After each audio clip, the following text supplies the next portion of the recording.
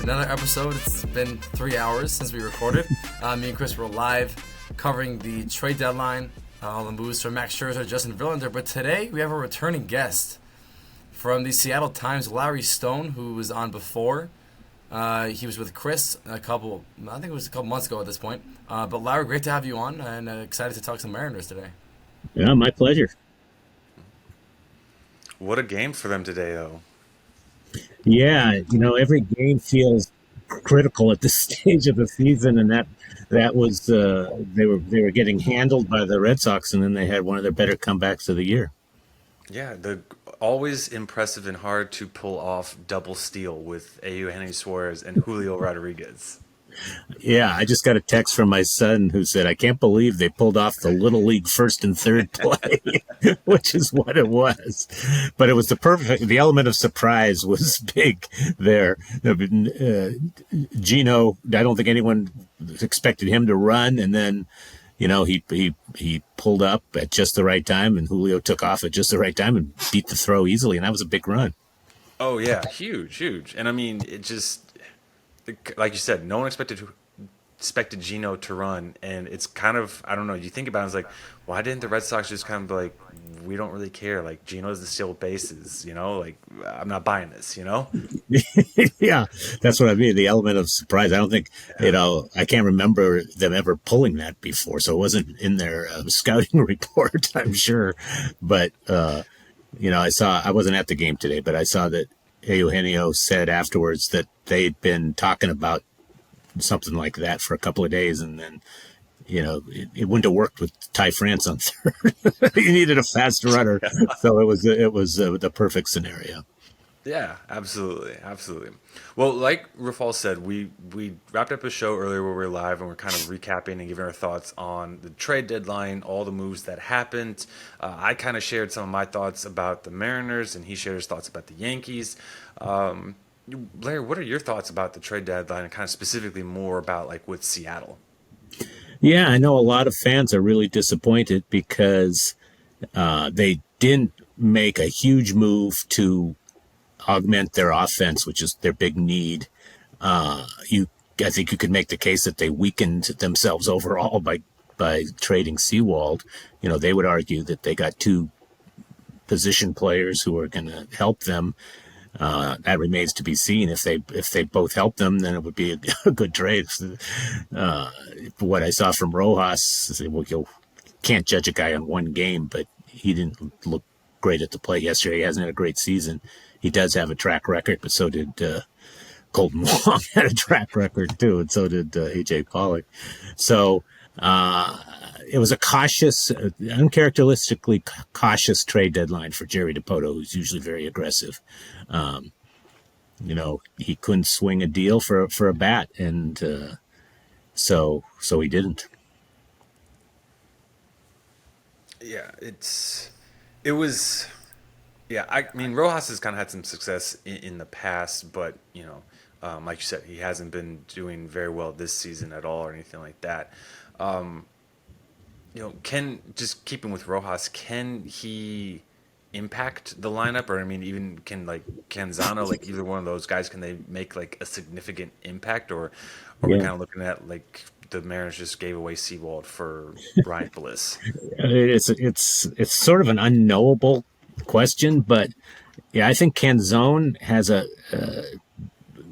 a little more optimistic about him. He's hit in the minor leagues every step of the way. He kind of tore up AAA, which it is, granted, it's a hitter's league, the PCL.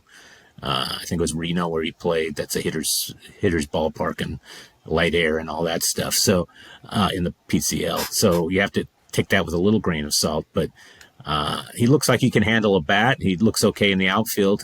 Who knows? A lot of people have compared him to Mitch Haniger, another guy they got from the Diamondbacks who was on sort of ready to burst out, and the Mariners got the best part of Mitch Haniger, and maybe that will happen with Dominic Canzone as well. And they got an intriguing prospect, but that's not helping them this year for making the playoffs.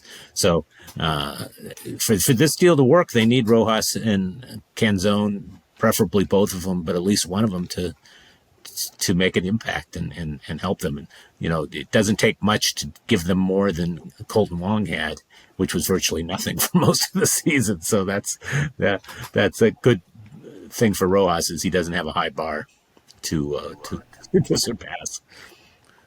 Yeah, so me and Chris earlier were talking about, the Yankees and Mariners, at least from what we thought, were in a very similar position in terms of, where they stand in the wild card. They're very similar.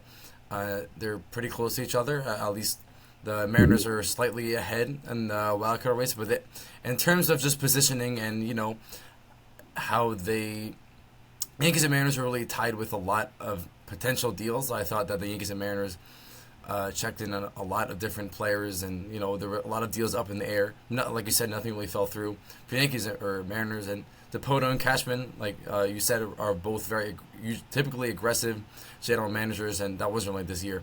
But I kind of felt that it was more of just the positioning that they were in. Yankees and Mariners are kind of tied. Me and Chris were talking about how even if you would go out and trade walkier guys, there weren't a lot of. Well, the alternatives would sort of be shallow, at least in-house alternatives. Like for the Yankees' case, if they would get rid of Bader, there aren't a lot of in-house options other than calling up Everson Pereira. In the Mariners' case, not a huge Mariners fan, but I'm assuming that would be the same if they would trade Teoscar. But just getting to the question, the deadline, in terms of the deadline, I saw a lot of rumors, mainly around Teoscar and and Ty France. Was there anything really close to coming through, or was it just more rumors and trade talks? I think more with Teoscar. He was in demand because there weren't many bats on the market, particularly a bat of his caliber. It's hard to know if sorry, this echo is so distracting. It wasn't there for a while, now it's back. But I'm sorry. Hopefully you can edit that out. I'll try again. It's hard to know, but I think they would have made a deal if they got something back that made sense for them. With Jared Kelenic out for another month, they didn't have much outfield depth, so I think ultimately they decided that it would be too damaging to take a bat like him out of the lineup without really having a replacement there. For a team that was really, unlike the Yankees, the difference between the Mariners and the Yankees is that the Mariners have momentum going into the trade deadline. They've won, they pulled within 3.5 games of the wild card and 5 games of the division lead. They were on the ascent, whereas the Yankees, I think, were heading in the other direction. So I think that's why fans were so upset, is because they finally were making a move. They were 4 games above 500, which they hadn't been all year. And then to trade Sewald, their closer, and not get a bat, I think was disappointing. And if they had traded Teoscar for prospects or something, that would have been even more disappointing. So I think that's why they didn't do that, is they didn't want to create another hole. They have the depth to overcome the loss of Sewald, or at least they think they do, with Munoz, who had a nice easy save today. But they didn't have the depth in the outfield, particularly with Kelenic out for another month.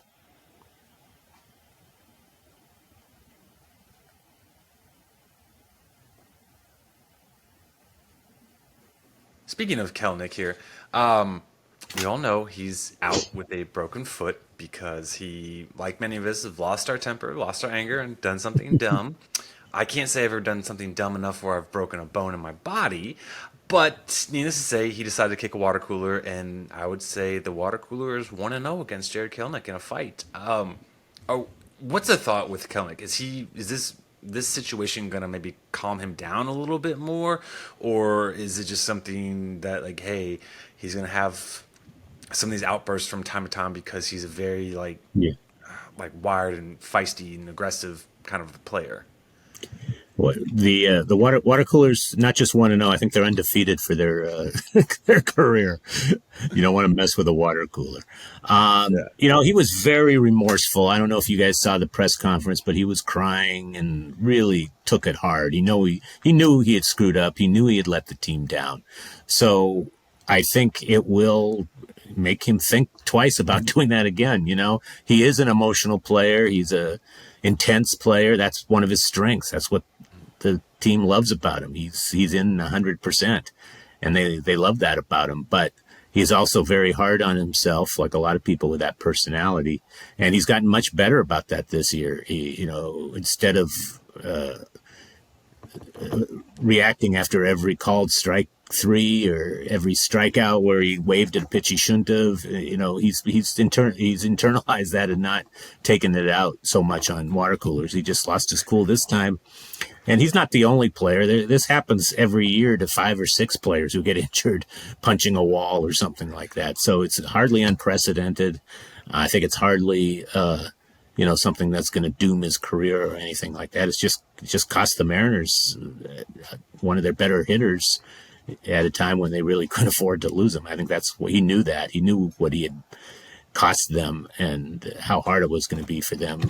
But actually, ironically, they've played some of their best ball since he got injured. So it hasn't doomed them. Actually, it's they've managed to overcome it so far.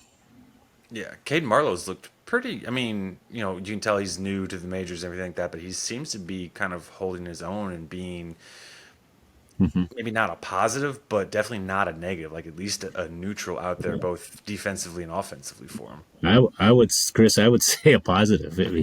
He got a huge pinch hit today that drove in the go ahead run, I believe, and that his average is over 300. He's 308 with a very small sample size, but we're getting into 9 or 10 games and high on base and high slugging. I mean, he's we'll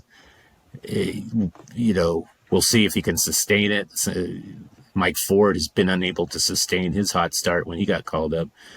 He's just plummeting right now. But Marlowe has hit in the minors, so at least he's giving him a good alternative with Kelnick out, and so far he's been a very, very pleasant surprise. Yeah. Would you say that now that Wong is done this stint in Seattle, would you say that Caballero was going to get the starting role? Because Wong did start the most games, 67. Caballero got 62. Does that mean that Caballero was starting? I don't think so. They picked up Rojas, so I think he's going to split the time with Caballero and Dylan Moore, who got the start today. I think those three are going to kind of rotate. Caballero was really a huge spark plug for about 6 weeks, but he's heading down fast. But he's still a valuable bench guy. He's a great base runner, late inning defense, that sort of thing. He's a valuable guy to have on a team, and he'll get his starts. Particularly against left-handed starters. But I think it's going to be kind of a job share, and he'll go with a hot hand. Scott Service will go with a hot hand. Yeah, and that makes sense. If I was betting money, I would say Wong probably has the smallest claim to getting the most at bats and starts at second base, just because he's kind of been the biggest disappointment of the group. Like you said, Caballero's shown a 6-week stretch where he could be productive. Rojas, obviously, they'll probably want to get a little more time and see what he can do with them. And then we all know what Dylan Moore can do as well. So I would probably guess that Wong will get the least amount of opportunities. But, he's also a guy they traded for, so maybe they don't want to write him off completely just yet. But it'll be interesting to see. They DFA'd Wong. He's gone. So. Oh, okay. I missed that bit of news. Yeah. He's okay. gone. Well, there we go. But Chris, you got to keep up with your Mariners. Man, so today it's like the day before my oldest goes back to school, and so kind of getting that last minute prep of making sure we've got everything ready to go for his big start at kindergarten. So yeah, big time over here when we're coming to schools. Body training. Who goes to school on August 3rd? That's they don't go to school here till the end of early September. Okay. So. Yeah, there's a couple of buddies of mine whose kids actually went back last week. Wow. For school, and I'm like, that's just so early. so early. But That's torture at some point. right? Yeah. Yeah. But all right, back to baseball. I mean, we're all done with school here for the most part. So, talking baseball is a lot more fun than talking about school for sure. But Larry, should fans be expecting to see any more call-ups from the Mariners as this season kind of winds down and comes to end? Like, is Emerson Hancock maybe gonna get a call-up, or Taylor Dollars, or probably not? Well, I could see they got an interesting situation developing with Bryce Miller and Brian Wu, who are approaching perhaps innings limits. Particularly Wu. I think they think they could get Miller through the season, but Wu, he's coming off Tommy John surgery. I think he only had 57 innings last year, and he's already approaching 100. You don't want to up a guy's innings too much. So we talked to Jerry DiPoto yesterday after the trade deadline, and I asked him about that, and he said they had a plan to finesse those guys through.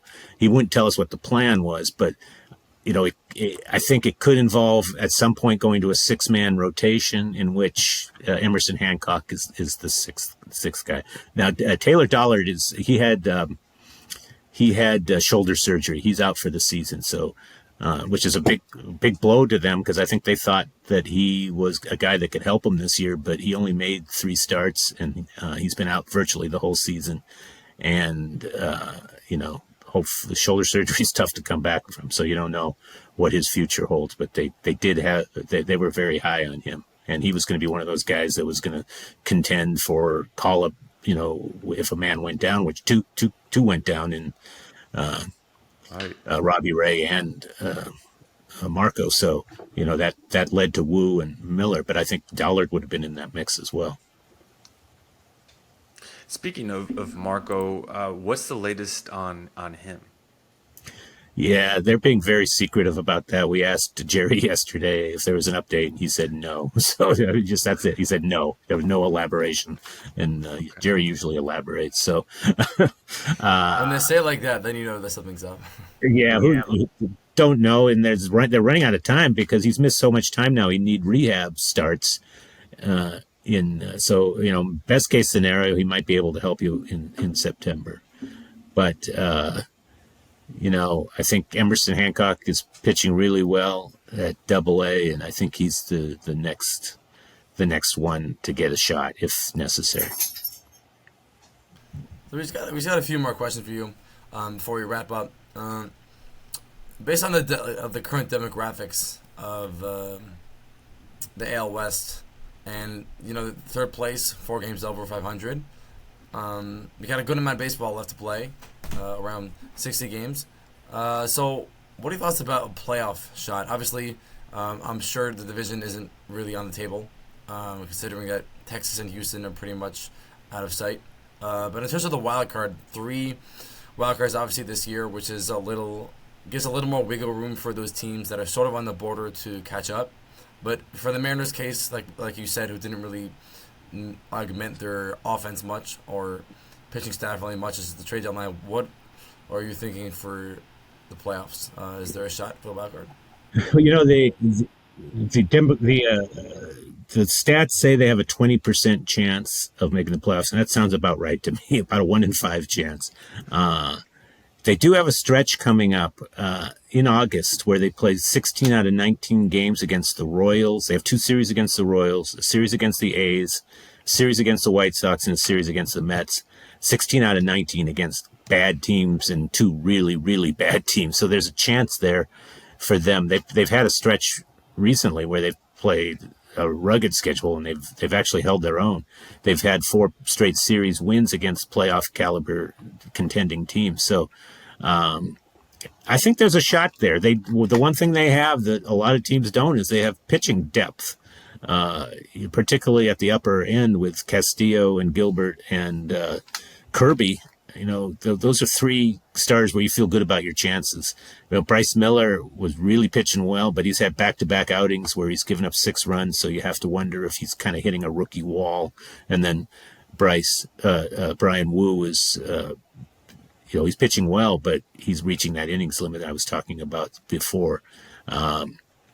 The offense has really picked up the last 2 weeks, and that's been their undoing for the first part of the season. So it's going to take a really hot streak, a surge. But I think they have it. I think they have it in them. They have not had a winning streak longer than 4 games this year, or longer. Yeah, 3 or 4 games, and they haven't been over 4 games over 500, and they've just been hanging around 500 most of the year. And I think they have a surge in them where they win like 13 out of 15 or something. And if they do that, that changes the calculus of the whole division.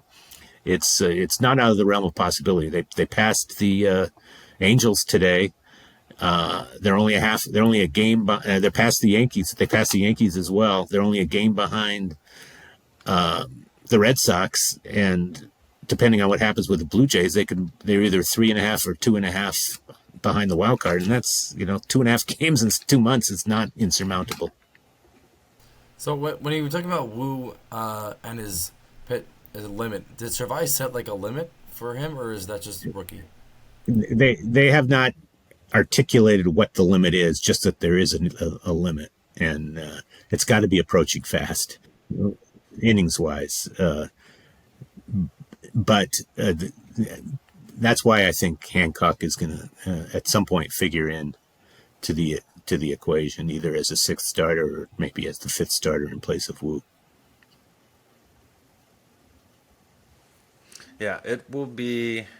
I've kind of been maybe the lone person who hasn't been high on Hancock. I've kind of said, considering he's been hurt so much in the minors, that he's giving me kind of like flashbacks to Dylan Holtzen, just this guy that has a lot of talent. We're expecting a lot of things from him, but injuries just would never let that come to fruition. So I'm going on record now saying I'm still staying with that, but I will 100% be happy to be proven wrong and have Emerson Hancock just shut me up and say, listen, dude, you were wrong. I am legit. That was just a couple bad, seasons here and there, but I'm legit. So I would be rooting for Hancock if he can get the call up. I'd love to see it. I do kind of worry that maybe with him, with the time that he's missed as well, maybe they should also kind of limit him a little bit too, just because, like I said, there's kind of a lot riding on him and his expectations with the Mariners in their future and everything. But am I way off base here, Larry, or is there some maybe bit of truth to that? Well, this year has been an injury-free year as far as I know. I can't say I've been following him extremely closely, but I just look at his. It doesn't appear he's missed a start. He's had two starts where he really got shelled, I think. But other than that, he's been like dominant, and so his numbers are good, but they could be even better if you just take out those 2 really horrible starts. And so I'm not sure about the innings and his usage, but I know that they've been very careful with him, because they know that the possibility that they could use him. So I don't think he's been pitching deep into games, as deep as he could if they didn't have an innings limit. So I think he's okay there. I think they've been preparing for this. So,